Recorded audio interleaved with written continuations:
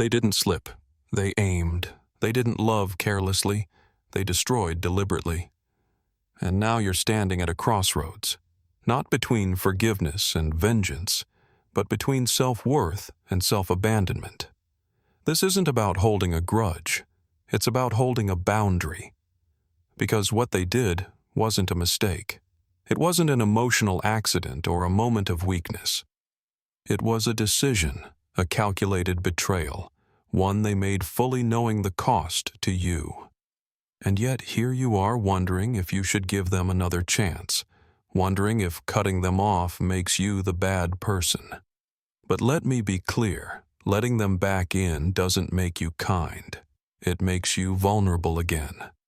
And they've already shown you what they do with access. In this video, you'll learn why emotional intelligence isn't about tolerating everyone. It's about recognizing intent, enforcing psychological boundaries, and never apologizing for protecting your peace. Because if they damaged you intentionally, then offering them a second chance isn't compassion. It's self-betrayal. There's a dangerous lie society quietly feeds you that everyone deserves a second chance. But let's be honest, not all wounds are accidental. Not all damage is born from ignorance or emotional immaturity. Some people knew exactly what they were doing when they hurt you, and they did it anyway.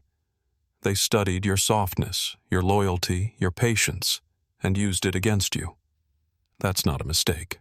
That's strategy. The psychology of intentional harm. People don't accidentally lie multiple times. They don't accidentally gaslight you into doubting your own memories. They don't accidentally betray your trust with precision timing and emotional manipulation. This is called premeditated emotional abuse. And here's the catch. They often frame it as just a misunderstanding after they get caught because they want a reset. They want access again. But emotional intelligence means recognizing that regret is not the same as remorse. Says, "I'm sorry I got caught." Remorse says, "I'm sorry I hurt you." One leads to change. The other leads to repetition. Emotional intelligence requires discernment. Too many people confuse kindness with gullibility, compassion with compliance. But when you allow someone who's already shown you their character to re-enter your life unchecked, you're not practicing mercy. You're betraying your own inner wisdom. The Stoics taught us this. We suffer more often in imagination than in reality, Seneca. But sometimes it's not your imagination. Sometimes the enemy wears a familiar face and speaks in soft tones. You don't need to overthink whether it was deliberate. You felt the intent. You saw the patterns. Don't let guilt override truth. Mistake versus pattern. Learn the difference. Anyone can mess up once. A sharp word said in anger. A forgotten promise. A lapse in judgment. But when the behavior becomes predictable, when every cycle ends in your pain and their excuses, that's not a mistake. That's a pattern. And patterns reveal priorities. If someone consistently chooses what benefits them at your expense, they're not confused. They're committed to themselves. And you need to be just as committed to your peace. Your emotional pain is a signal, not a curse. Here's what most people don't understand about pain. It's not just something to survive. It's information. It tells you something isn't right. This is unsafe. This is not love.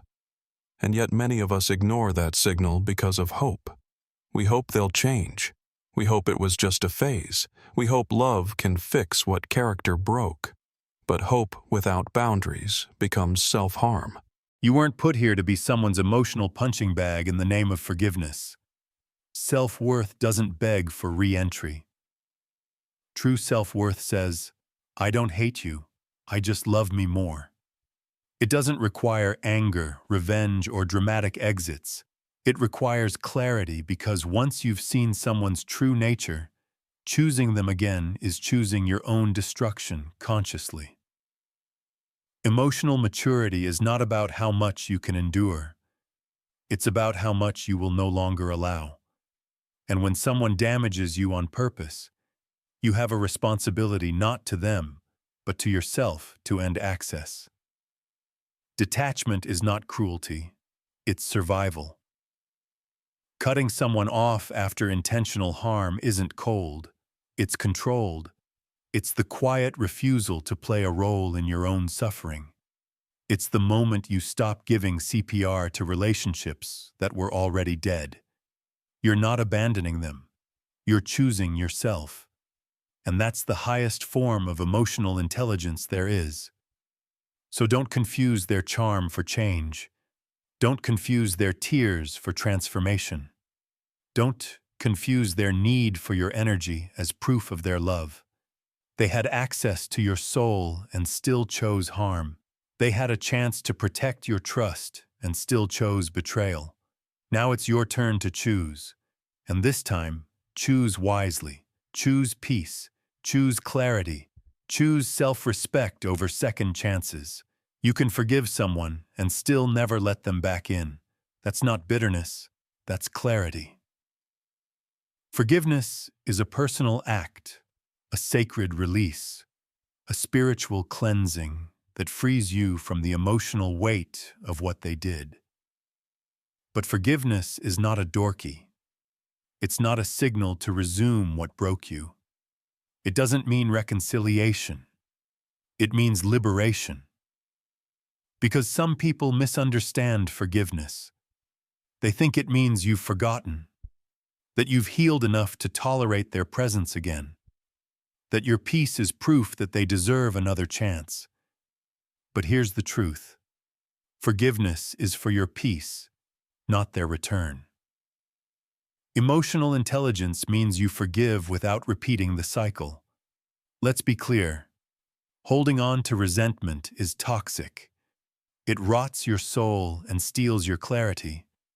But so is inviting back the very energy that fractured you in the first place. Emotional intelligence isn't just about letting go. It's also about learning the lesson. If you forgive without boundaries, you become a playground for manipulation. If you heal but don't protect what's been healed, you invite. So forgive but do it with discernment. Let the wound close but don't reopen the battlefield. Forgiveness is a spiritual discipline, not an emotional weakness. Forgiveness isn't soft. It's not passive. It's not about letting someone off the hook. It's about taking yourself off the hook of revenge, of obsession, of endless what-ifs. When you forgive, you're not saying you were right. You're saying, I refuse to let your actions define my state of mind. You're breaking spiritual ties. You're cleansing the poison from your soul. You're reclaiming your inner peace without seeking repayment from someone who is spiritually bankrupt. That's not weakness. That's power. True power is when your peace no longer requires their apology. Just because you've healed doesn't mean they've changed. One of the biggest traps of healing is assuming that because you've evolved, so have they. You begin to romanticize their potential. You tell yourself maybe this time it will be different. But has their behavior actually changed? Have they taken responsibility, not just said sorry, but shown transformation through consistent actions? If the answer is no, then your healing should not become their shortcut back into your life. You don't owe anyone access just because you found inner peace. Boundaries after forgiveness are a form of self-respect. The Stoics believed in emotional mastery, and nothing screams emotional mastery like setting boundaries without guilt. It is not that we have a short time to live, but that we waste a lot of it. Seneca wasting time on people who've already proven their disregard for your value isn't noble. It's self-neglect. You can bless someone from afar. You can wish them healing without reopening the door. You can say, I forgive you, without saying, come back. This is what high self-worth looks like in practice. Soft heart, firm boundary, forgiveness without discernment is a setup for more pain. Let's be honest. How many times have you forgiven someone only to watch the same pattern repeat? How many times have you sacrificed your own peace because you believed giving them one more chance would make it right? At some point, it's not about them anymore.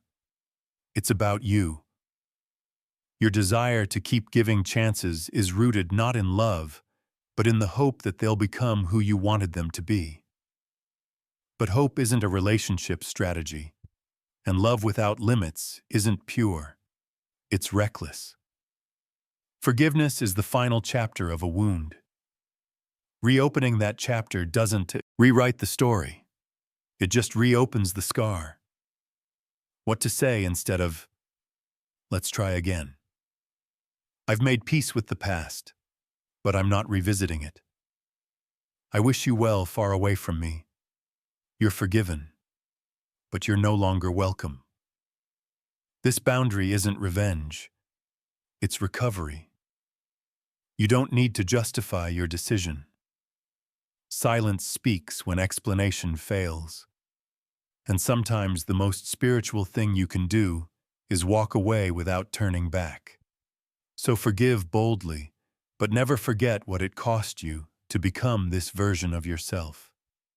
You didn't climb out of darkness just to hand the flashlight to someone who helped bury you. Your peace is sacred. Treat it like a fortress. Let forgiveness be your freedom, not your downfall. There's a dangerous misunderstanding in this world that being kind means being soft, that showing empathy makes you easy to manipulate, that if you don't scream, threaten, or retaliate, then somehow you've lost. But here's the truth. Kindness is not weakness. It is strength under complete control. It's not the absence of power. It's the refusal to abuse it. The person who could retaliate but chooses discipline is not weak. They are dangerous in the most elegant way because they've mastered themselves. Emotional intelligence looks like calm in chaos. People mistake emotional regulation for passivity.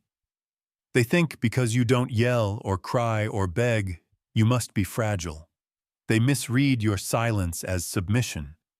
But emotional intelligence means you no longer react to every provocation. You know when to walk away. Not because you can't fight, but because you know it's not worth your energy. Your calm response doesn't mean you're numb. It means you've trained yourself to not bleed for people who stabbed you. You're no longer fighting for approval. You're protecting your peace like a warrior with a spiritual sword. The Stoic power of non-reactivity. The Stoics taught us that true strength is rooted in restraint, not suppression, but sovereignty. If someone does wrong, it is their own loss. You lose nothing by choosing not to be dragged into their chaos. Marcus Aurelius, your kindness isn't a weakness. It's a form of psychological mastery. You don't let the storm outside determine the weather within. You've outgrown reactive living. You no longer match energy. You guard your own. Because kindness doesn't mean tolerating disrespect. It means you refuse to stoop to the level of those who feed on drama. Kindness with boundaries is the ultimate power. Let's make something clear. Kindness without boundaries is not virtue. It's vulnerability. It's letting emotional vampires drink from your soul and calling it compassion. You are allowed to be kind and still say no. You are allowed to be compassionate and still walk away. You are allowed to be forgiving and still block them from your life forever. Because if your kindness costs you your peace, your self-worth, or your mental clarity, it's no longer kindness. It's self-neglect. The abuser's favorite lie, but you're too nice. Toxic people thrive on your kindness. They weaponize it. They tell you you're too sensitive, too soft, too good for this world. That's not a compliment. It's a warning sign. Because what they're really saying is, I know I can hurt you and you'll still stay. I know I can cross your boundaries and you'll explain them away. I know your empathy will protect me more than it protects you, but that version of you is gone. You've upgraded. You now understand kindness without self-respect is emotional slavery. Quiet confidence is more powerful than loud rage.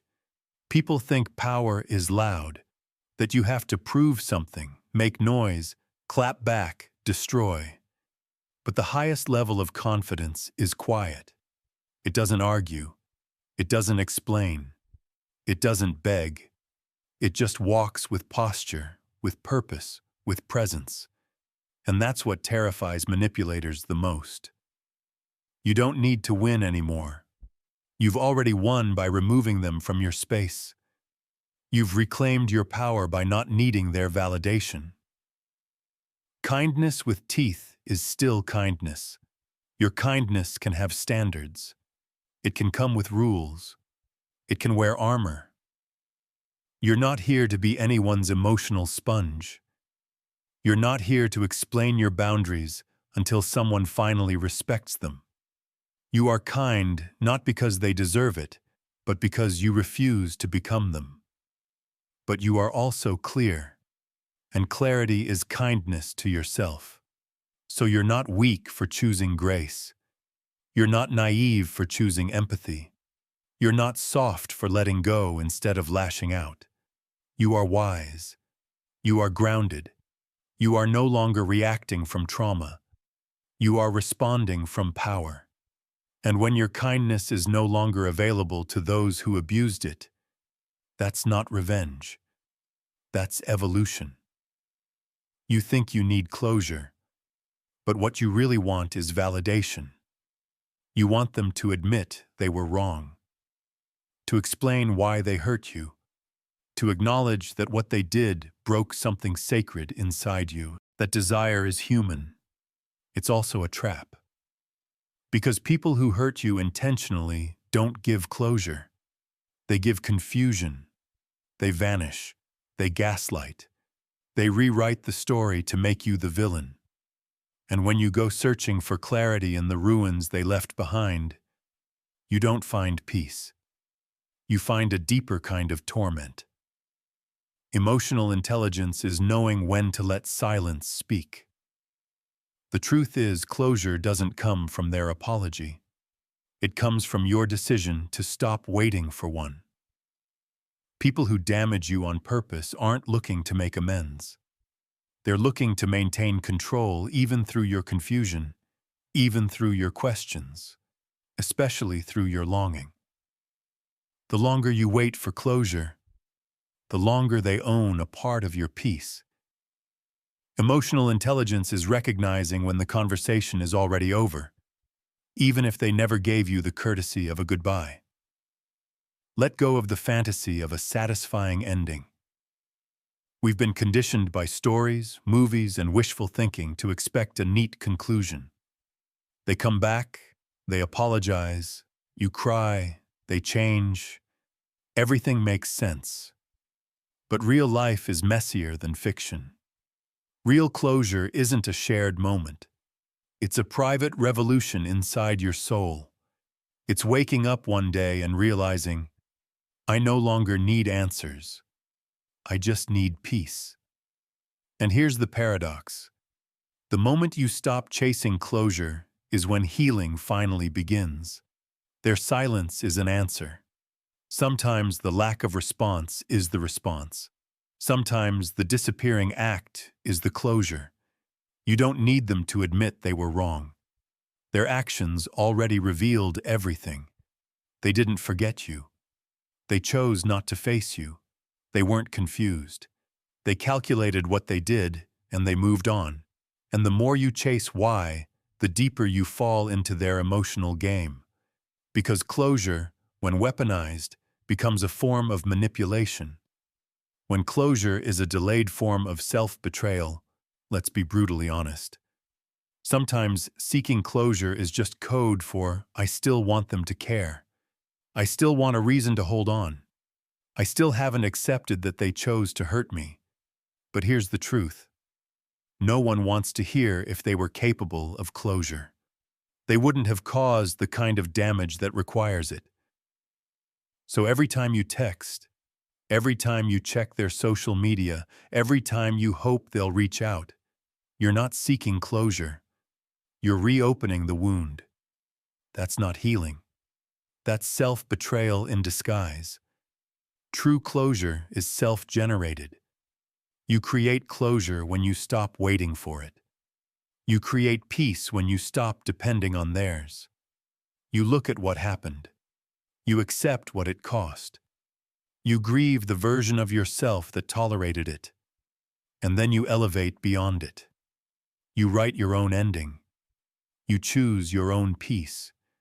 You say to yourself, they don't have the right to explain my worth. Their silence will not be louder than my healing. Their absence is no longer a mystery. It's a message.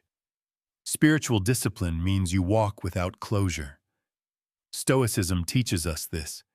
You are not owed anything, not even an apology. The universe doesn't guarantee resolution. What it offers instead is perspective. It's not what happens to you, but how you react to it that matters. Epictetus. So you walk with dignity, with clarity, with self-respect, not because everything makes sense, but because you no longer need it to. Your peace is not a group. Project closure is not something you negotiate. It's not a group effort. It's a solo decision that says, I refuse to stay stuck in a chapter someone else closed without my permission. You take your power back, not by finishing the conversation, but by ending the attachment. You don't need closure to heal. You need truth. And the truth is, they're not who you thought they were. So stop waiting for them to come back and make it right, because if they could, they already would have. The closure is this. You're still standing. You're still healing. And you're no longer handing your peace to people who burned it the first time. Now that's closure. Forgiveness is noble, but reaccess is a privilege, and not everyone deserves it. Some people didn't just make a mistake. They made a decision. They looked you in the eyes, recognized your worth, and chose to betray it anyway. And now they want a second chance. They want another opening, another seat at the table they flipped the last time. But here's the question that emotional intelligence demands you ask. Are they truly sorry, or just sorry they lost access to you? Not everyone deserves to come back. We live in a culture that romanticizes second chances. We're told that giving people the benefit of the doubt makes us good moral evol. But what if it doesn't? What if in some cases a second chance is just a second opportunity to be destroyed? Let's be clear. Forgiveness is about you. Access is about them. You can forgive someone in your heart and still never let them near your peace again. Psychological. Boundaries are a form of protection. When someone violates your trust once, it's a warning. When they do it twice, it's a pattern. When you let them do it again, it becomes a lesson you're refusing to learn. And that's where the danger of second chances lies. Not in the act itself, but in what it silently teaches your subconscious. That your self-worth is negotiable. That betrayal is acceptable as long as they ask nicely afterward. That your boundaries are optional and they get to decide when they matter. That isn't grace. That's self-abandonment disguised as compassion. Apologies are easy. Change is rare. Anyone can say, I'm sorry, especially when they realize they've lost their supply, especially when they feel the discomfort of their own consequences. But words are cheap when the damage is intentional. So ask yourself, have they acknowledged what they did without excuses?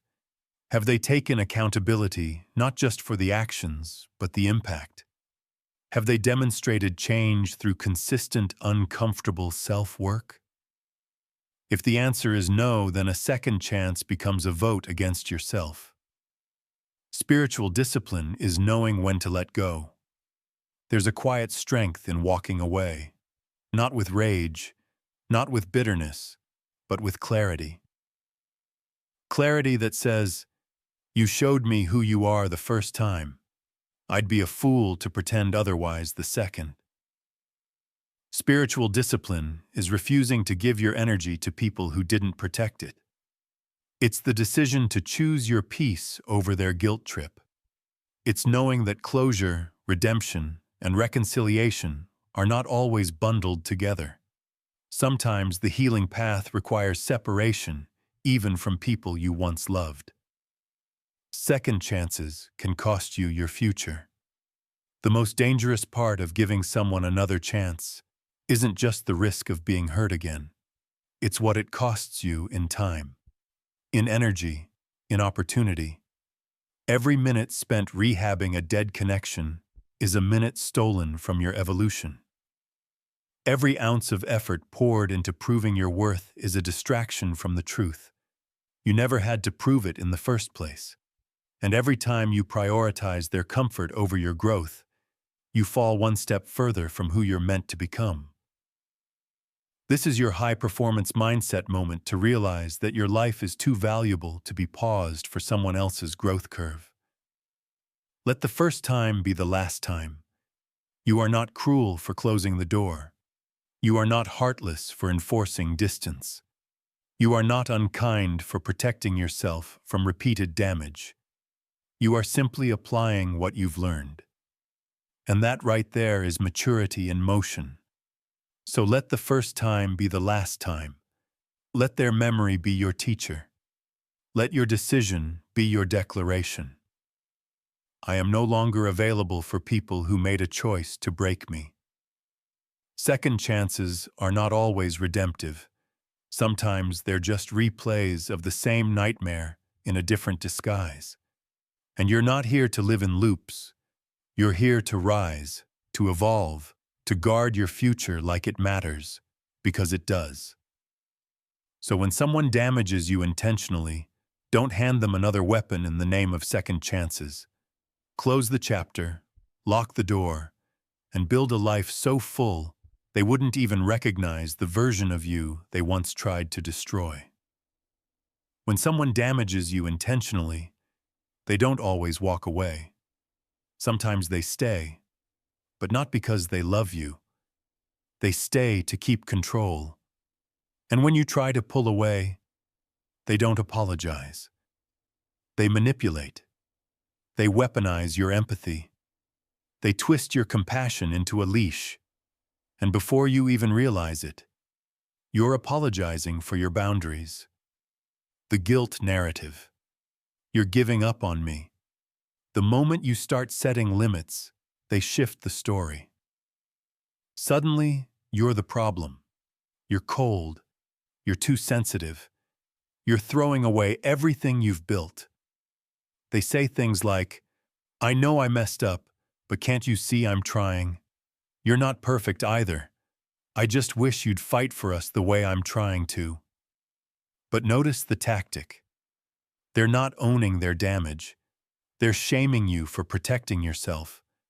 This isn't remorse. This is emotional manipulation wrapped in sentimental language. And if your emotional intelligence isn't sharp, you'll confuse their guilt-tripping for love. The victim act, "You hurt me by leaving." Here's where it gets darker. They flip the script entirely. Suddenly, they're not the abuser. They're the victim. They cry. They reminisce. They say things like, "I opened up to you, and now you're abandoning me. I've never felt this way before, and now you're walking away. You said you'd always be there for me." But let's be clear. Pain doesn't make someone innocent. Tears don't erase the harm they caused. This is not healing. This is reverse blame, and it's designed to keep you stuck. Because if they can convince you that leaving them is the real damage, then you'll stay to avoid feeling like the bad guy. But staying in pain just to Avoid guilt isn't love. It's emotional self-sacrifice. The breadcrumbing. Maybe we can fix this. They sense you pulling away, and just before you close the door, they dangle a promise. I'll change. Let's start over. I can't lose you. They say just enough to keep hope alive, but not enough to actually do the work. This is breadcrumbing, a manipulation tactic where they feed you crumbs of affection. Words without substance just to keep you emotionally tethered. They don't want to rebuild. They want to reset the game so they can play it longer. Spiritual discipline is walking away without permission. Here's where your self-worth is tested. They will not release you willingly because people who damage you intentionally rarely take accountability. They prefer to keep you emotionally obligated, so you must stop waiting for their blessing. Stop waiting for closure, for understanding, for mutual release. Your freedom doesn't require their validation. It requires your decision. Spiritual discipline means you walk away without applause. You let go without being seen. You close the door without needing them to understand why. Because true peace doesn't come from their clarity. It comes from your courage. They use history as a weapon. They'll remind you of how long you've known each other, what you've been through, the laughs, the intimacy, the trauma bonding. And they'll say things like, "So you're just going to throw all of this away after everything we've been through?" But let's be honest. If history was enough to justify their place in your life, they would have protected the relationship. Don't confuse shared time with shared values. Don't confuse memories with respect. The past is not a free pass to violate the present. Emotional intelligence means naming the manipulation. Call it what it is. Guilt tripping isn't love. Breadcrumbing isn't progress. Crying after destruction isn't accountability. Long history doesn't excuse repeated harm. The moment you name it, you reclaim your clarity. You see through the fog. You stand in your power. This is the psychological boundary that saves your sanity. I don't need to prove I'm kind by tolerating manipulation. You are not obligated to stay in emotional debt. Just because they're not finished using you doesn't mean you owe them more time. You are allowed to walk away even if they're still confused, even if they call you cruel, even if they swear they're changing. Because real growth doesn't beg for access. It respects boundaries. It understands no. It doesn't twist your silence into punishment or your peace into betrayal. You don't owe anyone your continued suffering just because they regret causing it. And you don't have to promise anything to someone who saw your worth and still chose to break it. The manipulation ends when you say, "This isn't about being nice. This is about being free." They expect noise.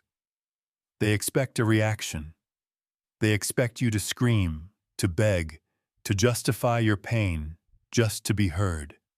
But when you give them nothing, not anger, not answers, not access, you activate the one thing they cannot tolerate. Silence. Because silence isn't empty. Silence is power. And in the presence of your silence, their mask begins to crack. Silence denies them control for toxic people. Conflict is currency. They thrive in drama. They live for emotional chaos. They provoke and push just to get a rise out of you. Because the moment you react, they win. If you scream, they'll call you unstable. If you explain, they'll twist your words. If you defend yourself, they'll accuse you of guilt. But when you go silent, when you say nothing, when your face is still and your voice is gone, you starve the monster they built their identity on. You're no longer fill. You're no longer supply. You've become a mirror too clear for them to face. Emotional intelligence is knowing when to say nothing. There's a difference between being passive and being strategic. Your silence is not weakness. It's deliberate restraint. It says, I don't owe you my energy. I don't need to prove myself anymore. That's emotional intelligence in action, choosing to rise above chaos instead of drowning in it. You don't need the last word. You don't need to win the argument because silence already said everything they refused to hear. Your silence strips away their delusions. Toxic people live off projection. They need you to play a role. The villain, the weak one, the overreactor. They need your words to fit their narrative. But silence.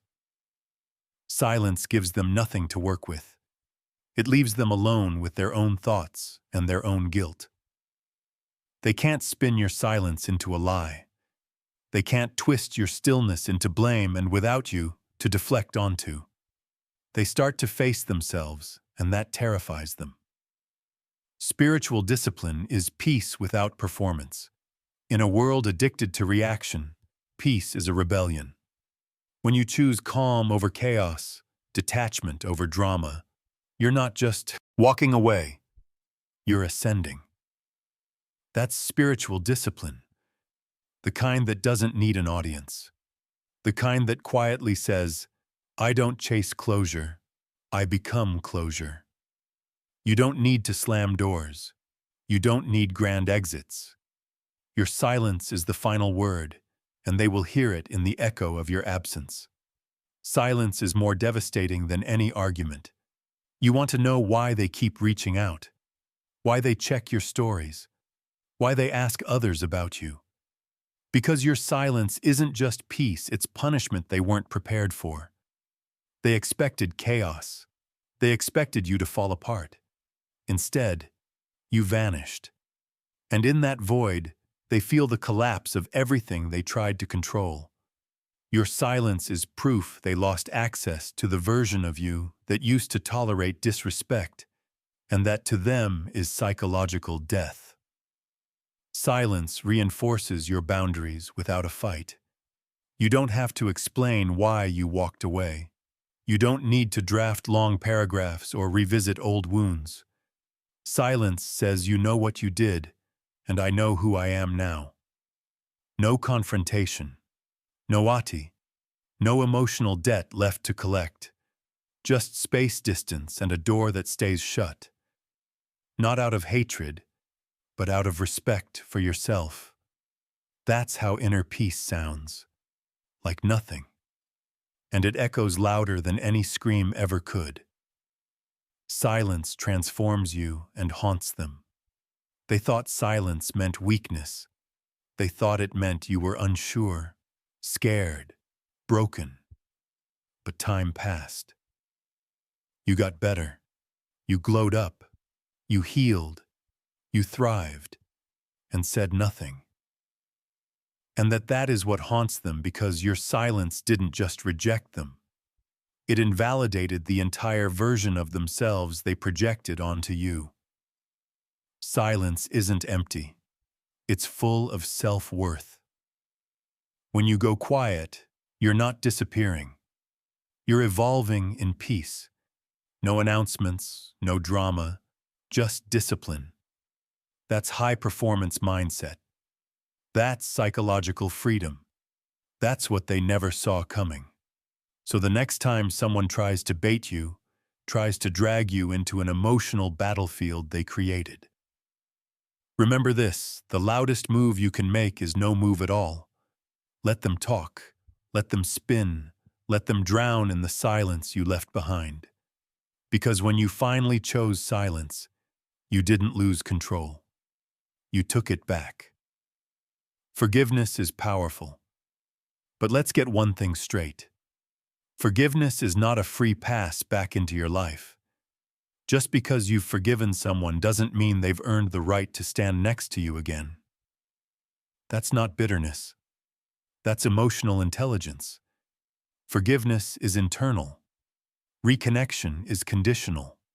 Forgiveness is what you do for yourself to release the poison, the pain, the resentment. It's a personal act of spiritual discipline, a declaration that says, I will not carry your damage in my heart anymore. But reconnection, that's external, that's earned, and it requires more than an apology. It requires accountability. It requires change. It requires consistent actions, not occasional regret. Forgiveness is not emotional amnesia. People often say, but if you really forgave them, why are you still distant? Why don't you talk to them anymore? Why can't you let it go? Let's be clear. Forgiveness is not forgetting. Forgiveness is remembering without reliving. It's seeing the truth with clarity and choosing peace, not denial. You're allowed to forgive someone and still never trust them again. That's not hate. That's wisdom. Reconnection without boundaries is self-betrayal. When you reconnect with someone who has not done the work, you are not practicing kindness. You are participating in your own destruction. It is not noble to give people another shot when they are still armed with the same behavior that tore you down in the first place. You don't prove your growth by tolerating the old chaos again. You prove your growth by protecting your inner peace. And sometimes that means loving people from a very safe distance. Forgiveness is for your soul, not for their comfort.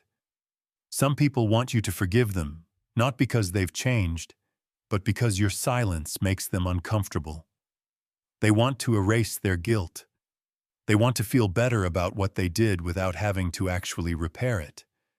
But you're not responsible for making someone feel better about the damage they never owned. Your forgiveness is not a favor to them. It's a gift to yourself. It's the release of a burden, not a reopening of the wound. You can let go without letting them back in.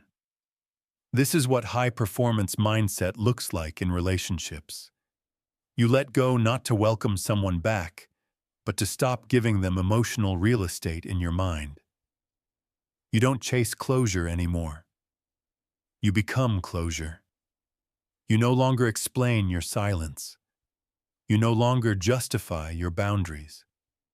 You simply move on because your healing is not up for debate. True forgiveness is disciplined, detachment. Real forgiveness means you've made peace with the past, but you're also wise enough not to repeat it. You don't hold grudges, but you do hold standards.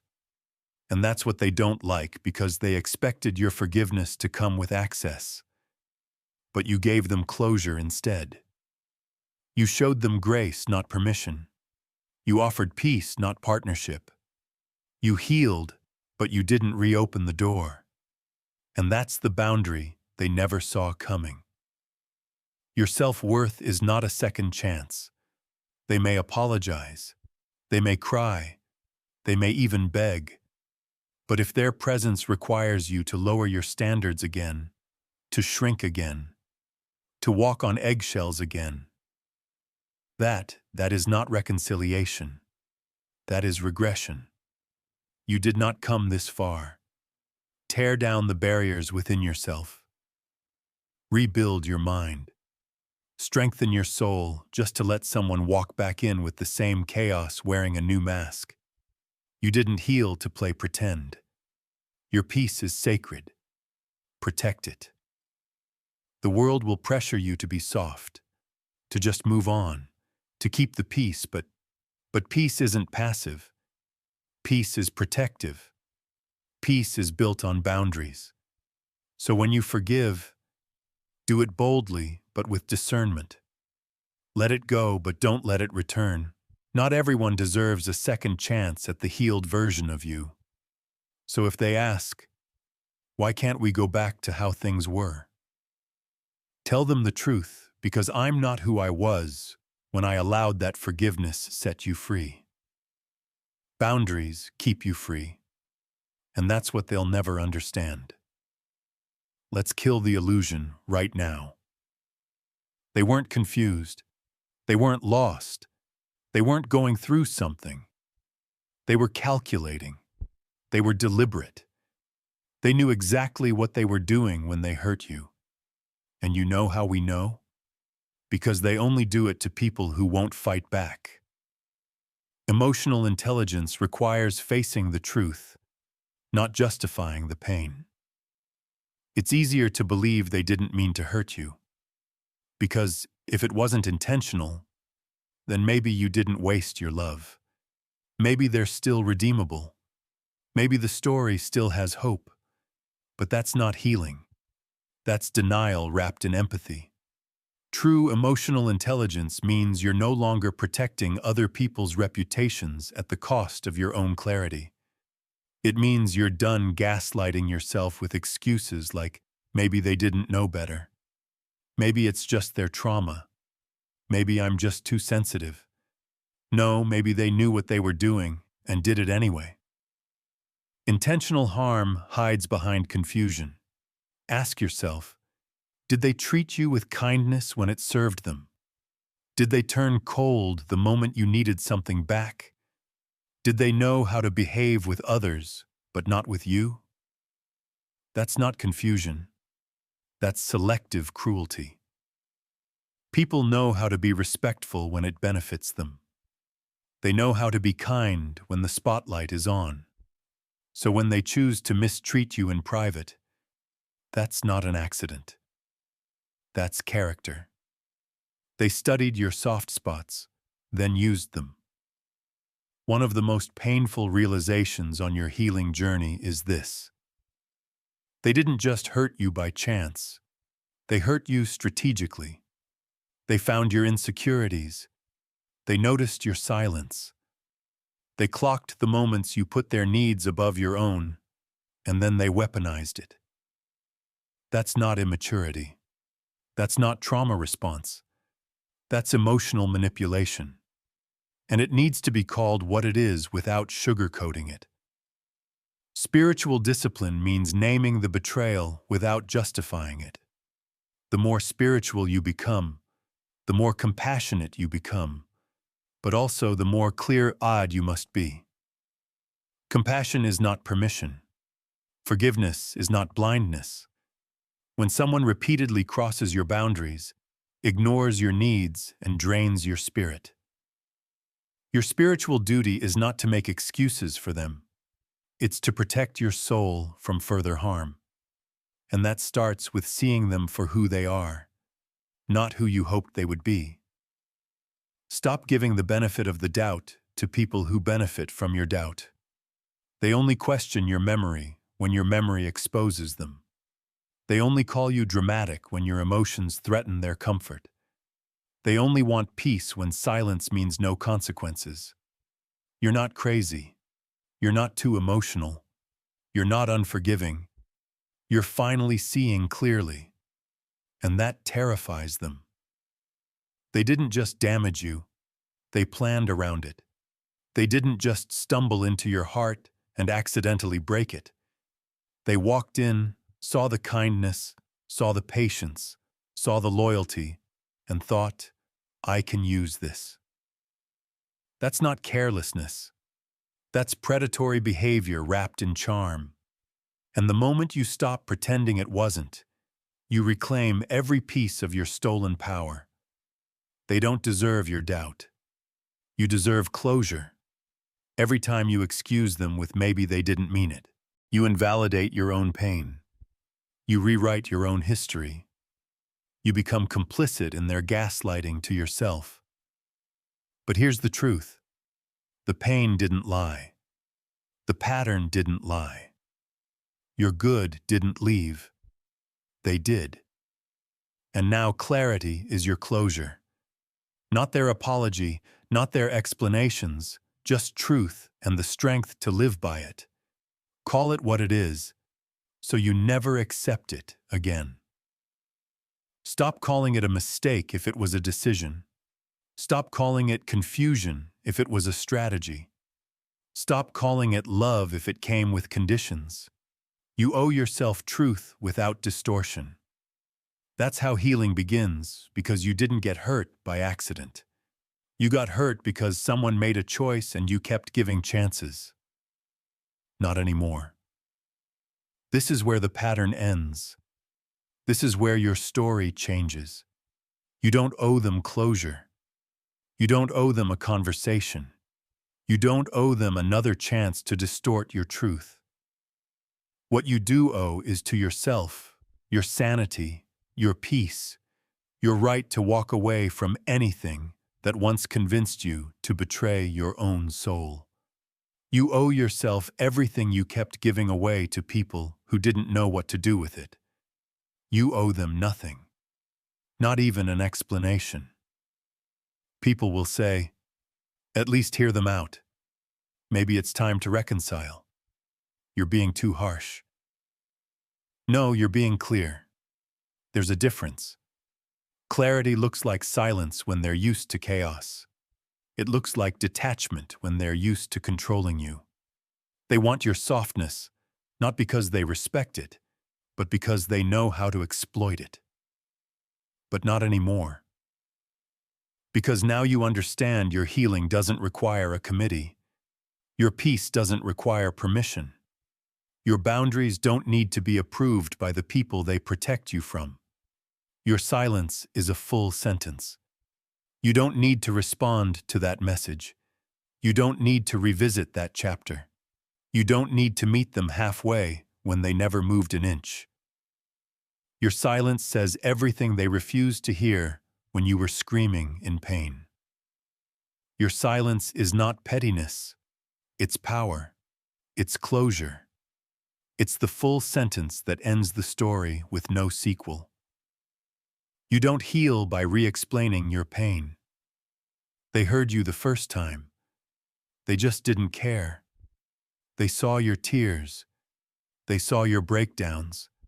They saw your spirit draining, and still they continued. So what makes you think they deserve a recap now?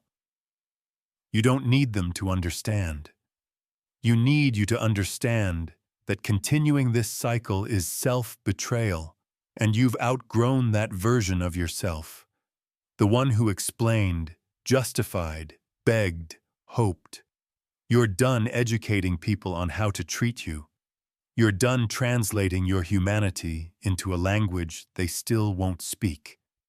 Your loyalty was to the wrong people. Now redirect it. You kept showing up, kept being loyal, kept giving chances, not because they deserved it, but because you're built that way. But here's the pivot now. You give that same loyalty to yourself. You protect your energy the way you once protected their reputation. You defend your peace the way you once defended their potential. And guess what? That doesn't make you cold. It makes you wise. It makes you unshakable. It makes you someone who finally sees that not everyone deserves access to the healed version of you. Just because you've healed doesn't mean they've changed. They may circle back with tears, with apologies, with grand declarations of regret. But tears are not repentance. Words are not evidence. Time is not transformation, and forgiveness doesn't mean reunion. It means release. You can heal and still block. You can forgive and still say goodbye. You can move on and never look back. You owe them nothing. But you owe yourself everything you sacrificed while waiting for them to become who they pretended to be. Self-respect is the final stage of healing. You've cried enough. You've over-explained enough. You've tolerated enough. Now you protect your mind like a fortress. You guard your energy like sacred ground. You honor your intuition like gospel, because the healed version of you, they don't get to meet them. Not after what they did to the broken one. No more apologies for being unavailable to chaos. From this point forward, you don't apologize for having boundaries, being harder to access, refusing to explain your piece, walking away without a dramatic exit. You don't carry guilt for choosing silence over closure. You don't carry shame for choosing detachment over chaos. You don't carry regret for burning bridges that were built on your destruction. You don't owe them clarity.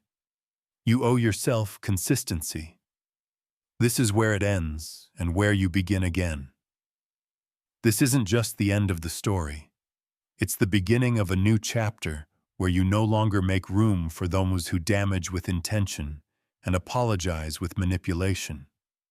You're no longer loyal to your old wounds.